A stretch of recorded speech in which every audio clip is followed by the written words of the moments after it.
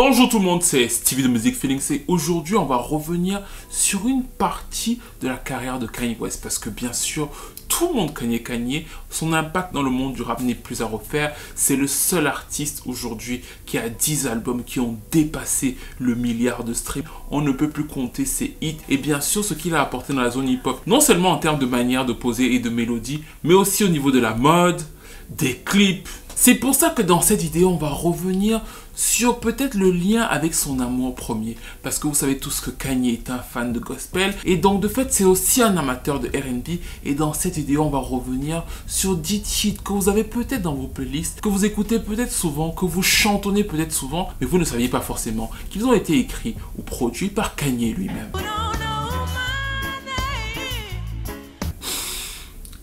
Ça sent bon. N'hésitez pas à liker, à commenter, à partager, à vous abonner à la chaîne. Et merci à notre partenaire Phasio qui sponsorise cette vidéo. C'est l'encyclopédie musicale qu'on attendait tous. Pourquoi? Parce que ça nous évite déjà d'une part les débats inutiles. On n'a plus besoin de redébattre ou de rebattre les cartes sur ce que Kanye ou d'autres ont fait ou pas fait. Vous allez sur leur site qui est cintré en bleu nuit comme un 31 décembre. Vous vous inscrivez et vous avez deux avantages. Le premier, c'est que vous allez y apprendre toutes sortes de choses. Histoire croustillante sur les artistes, chiffres de streaming, petites anecdotes sur ce qui s'est passé et comment ça s'est passé, comment on va en parler dans cette vidéo. Mais aussi de l'autre côté, vous allez pouvoir y partager des choses sur différents artistes et chaque fois que vous allez le faire, vous allez gagner des points qui vont vous permettre plus tard de gagner différents cadeaux comme des vinyles, des livres et tout ce qui a rapport de près ou de loin avec la musique. Et en plus, comme on est ensemble, comme on est en famille, comme on est sur Music Feelings, vous y allez, vous y inscrivez et vous avez 500 points d'avance en tapant le code Feeling 500. Oh là là, que demande le peuple? Un peu d'Alicia Keys, je crois.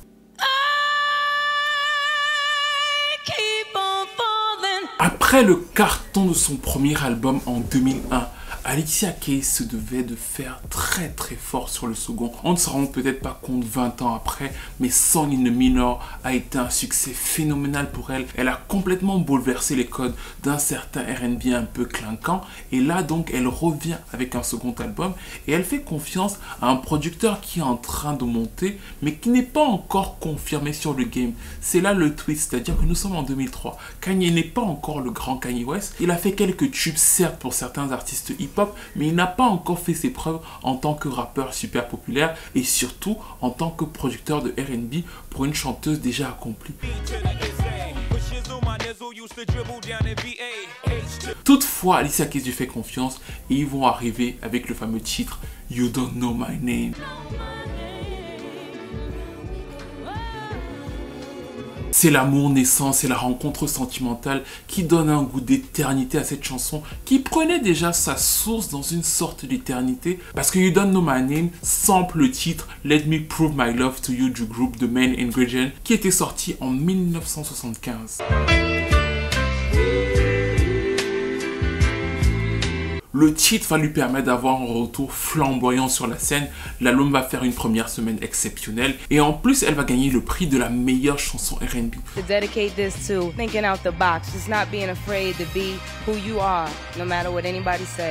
Sauf qu'à cette période-là, Kanye, oui, il frappe à plusieurs portes. Et l'une des portes qui va aussi lui être ouverte, c'est celle de Monica. Monica a fait un espèce de flop en 2001 avec un album qui était censé s'appeler All Eyes on Me. Malheureusement, tous les yeux n'étaient pas arrivés sur elle à cette période-là et l'album a floppé. Elle revient en 2003 et cette fois-ci elle est accompagnée par Missy sur le premier single et sur le second single qui s'appelle donc Knock Knock, elle fait appel à Kanye West et la chanson va être un autre mini hit urbain pour elle et en plus lui-même va poser sur le remix. Mais qui dit hit pour Monica dit forcément quelque part, pas loin ou à côté, oui, de Vocal Bible Brandy. Parce que Brandy est en 2003 à fond avec son Timbaland. Ils sont en train d'enregistrer un album qui va s'appeler un peu plus tard Aphrodisiaque. Ils font plein de productions, ils sont à fond.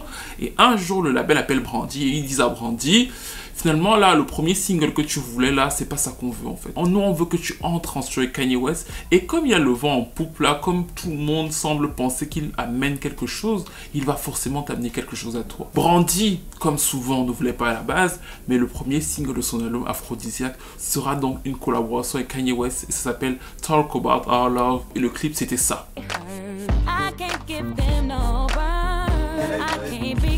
Le titre ne va pas avoir le succès escompté pour l'époque, c'est-à-dire qu'à l'époque, Brandy, c'est encore une superstar, et le fait de voir un premier single de Brandy qui ne se classe que 31e aux États-Unis, c'était un peu la douche froide. Sauf qu'avec le recul, c'est une des productions R&B les plus vendues de Kanye West, et surtout, ils ne se sont pas arrêtés là. C'est-à-dire que dans le fameux album Aphrodisiaque, on retrouve une autre production de Kanye West sur une chanson plutôt sombre, un duo avec T.I. Je me rappelle que la première fois que je l'ai écouté, j'étais un peu perturbé, mais ça a fini par devenir l'une de mes chansons préférées d'Aphrodisiaque. Elle est très sombre, ça s'appelle Where You Wanna Be.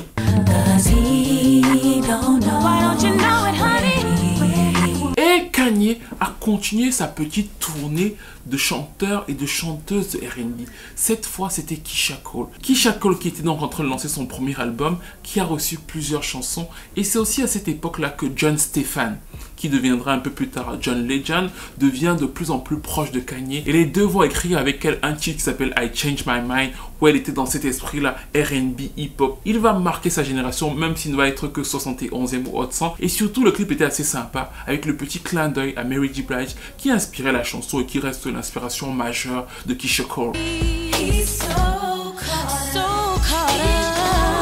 On ne peut pas parler du Kanye R&B sans parler de tout ce qu'il a fait pour John Legend et notamment son tout premier single parce que c'est Kanye qui le pousse et qui le porte sur la scène et donc ils produisent ensemble le premier single de John Legend qui s'appelle Used to Love You qui va lui permettre de se faire découvrir par le monde entier et qui va surtout lui donner cette assise sur le pic R&B en fait. La chanson ne va jamais être un immense tube. C'est Ordinary People, produite par will.i.am, qui va lui ouvrir une plus large audience, mais tout commence par Used to Love You qui reste jusqu'aujourd'hui l'une de ses chansons les plus marquantes.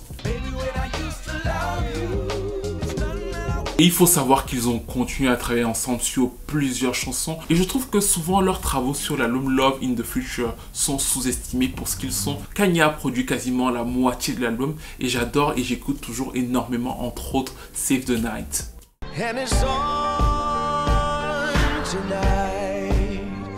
Autre rookie du R&B pour lequel Kanye a produit au moins une chanson, il s'agit bien sûr de The Weeknd sur le titre Tell Your Friends dans l'album Beauty Behind the Madness et ça donnait ça. L'une des meilleures collaborations de Kanye dans la zone R&B qui est totalement passée inaperçue à cause d'un scandale, c'était bien sûr en 2004 avec Janet Jackson qui lui fait confiance quasiment pour la majeure partie de la promo de l'album. Pourquoi? Parce que ses producteurs habituels sont mis en retrait et c'est Kanye qui a le fameux second single de l'album d'Amita Joe. Ça s'appelle I Want You, c'est une balade soul R&B grandiloquente. Il y a un côté très 60s dans cette chanson et ce que je trouve intéressant c'est qu'on retrouve totalement Janet et on retrouve totalement Kanye en fait, c'est à dire qu'il l'amène où il veut l'amener dans son univers très gospel, très 60s et elle reste très susurrée, très sucrée. La chanson avait fait un très bon démarrage dans les radios R&B mais suite au scandale du Hypergate qui a fait en sorte qu'on la supprime des radios, elle va totalement s'effondrer et ne s'écouler finalement qu'à 1 million d'exemplaires.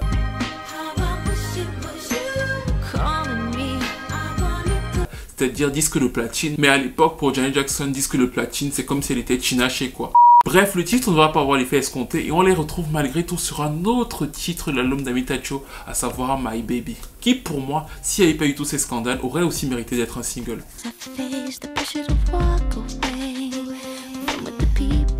Et si Janet Jackson a été malchanceuse dans sa collaboration avec Kanye West, ce n'est pas toujours le cas des grandes R&B pop stars parce que par exemple, Mariah Carey a fait appel à lui pour un titre de son album Benny, de son album du comeback Emancipation of Mimi. On retrouve Kanye sur une des chansons qui s'appelle Stay the Night. Souvent, beaucoup de gens vont vous dire qu'elle est hyper gueularde, mais le beat très hip-hop, l'ambiance un peu sulfureuse, le côté soul des années 70 de la chanson suinte en fait. Il y a une véritable fusion entre les univers qui sied très bien à ce titre.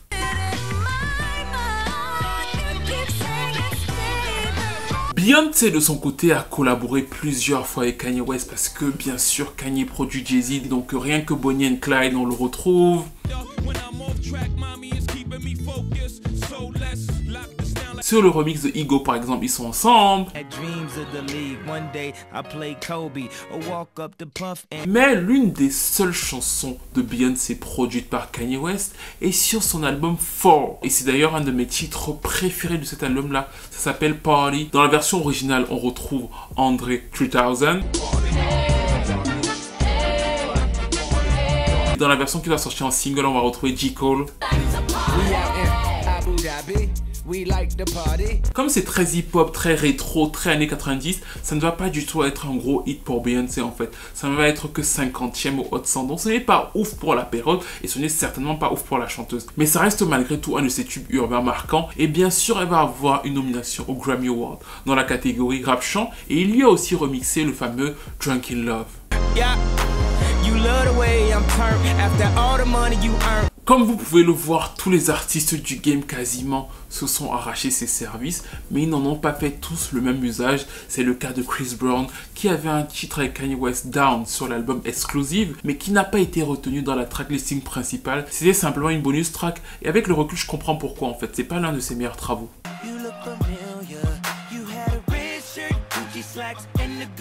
En restant toujours dans les pop stars et plus ou moins l'univers urbain, on pourra parler du fameux titre de Rihanna, Bitch Better Have My Money, qui était donc coproduit par Kanye West. Like blah, blah, blah.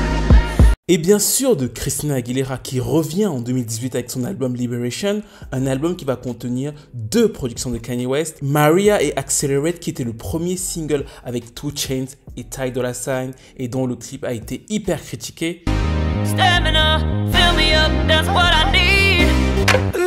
Moi j'ai toujours trouvé que la chanson était pas si mauvaise, c'est juste la manière dont elle a vendu en fait.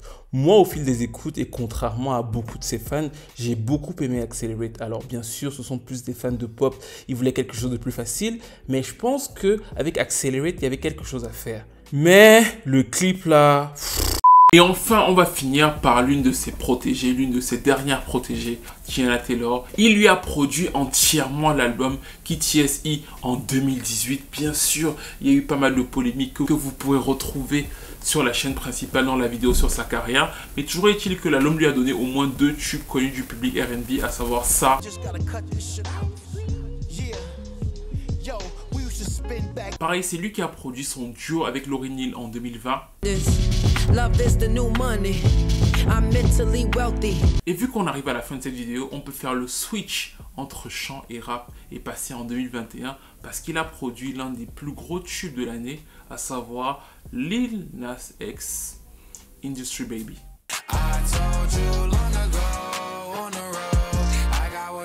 Sans doute, il fait partie des génies et des artistes les plus complets de son ère musicale. On peut le critiquer sur plein de points, on peut ne pas aimer sa musique, mais on peut reconnaître que le gars, franchement, il travaille et surtout, il a une patte. Et c'est ça que je trouve le plus intéressant, c'est-à-dire que si vous écoutez attentivement tous ces titres, vous allez reconnaître sa patte. Et d'ailleurs, prochainement sur la chaîne principale, il va y avoir un peu comme sur Brandy, le décryptage de l'appareil et de la structure de plein de producteurs et de chanteurs. Mais là, on était plus dans le fait de savoir tout ce que Kanye a pu apporter au R&B, le fait de savoir tous les titres ou hits auxquels il a participé ou qu'il a produit. Dites-moi ce que vous en pensez. Est-ce que vous aimez son style de production ou est-ce que vous n'aimez pas du tout? Est-ce que vous n'aimez aucune chanson dans cette liste ou est-ce que vous les aimez toutes? Quel est votre préféré? Quels sont vos 3 préférés? Dites-le moi dans les commentaires.